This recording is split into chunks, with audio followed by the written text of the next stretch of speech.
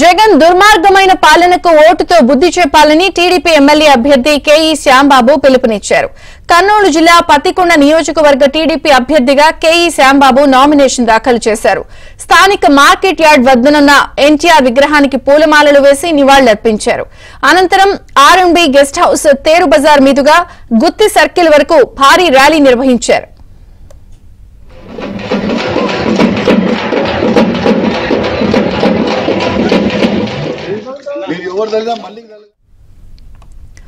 TDP నాయకులు కార్యకర్తలు అభిమానులతో కలిసి ర్యాలీగా వెళ్లిన తన నామినేషన్ ఆర్డీఓ కార్యాలయంలో దాఖలు చేశారు. ఈ కార్యక్రమంలో కర్నూలు జిల్లా పార్లమెంట్ జిల్లా అధ్యక్షుడు తిక్కారెడ్డి, మాజీ deputy CM K E Krishnamurthy, Kurnool జిల్లా టీడీపీ ఎంపీ అభ్యర్థి నాగరాజు పాల్గొన్నారు.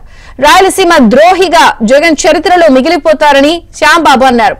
ఆయన పాలనలో రైతులు, కూలీలు, అన్ని వర్గాల ప్రజల నెత్తిన భస్మాసుర హస్తం పెట్టారని మండిపడ్డారు.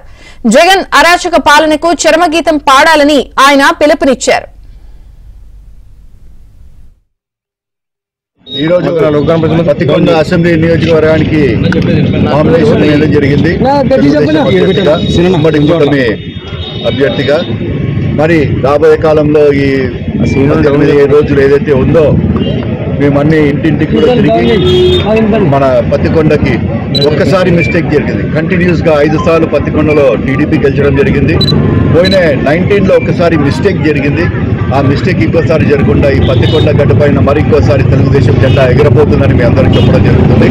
అదే కాకుండా ఆ రోజు చంద్రబాబు నాయుడు గారు ఆధ్వర్యంలో కేఈ కృష్ణమూర్తి గారు ఏదైతే ప్రాజెక్టులు తీసుకొచ్చారో ఆ ఎక్కడ ప్రాజెక్టులు అక్కడికి ఆపి పాడేశారు. వైఎస్ఆర్సీపీ గవర్నమెంట్ లో ఒక చెరువులో నీళ్లు కూడా నింపలేకపోయారు. ఒక్క ఛాన్స్ అని మబ్బలో పోయాము, ఒక సెంటిమెంట్ దానిపైన పోయాము. కానీ ఇక్కడ ఉన్న ఎమ్మెల్యే గారితో ఏమి చేయలేకపోయారు. అందుకోసమే మరి చంద్రబాబు నాయుడు గారు ఇంకా కేఈ కుటుంబం పైన నమ్మకం పెట్టుకొని మీకు ఓటు వేస్తానని చెప్పి అందరం చెప్పడం జరిగింది. రాబోయే కాలంలో మీ అందరూ కూడా చూస్తారు.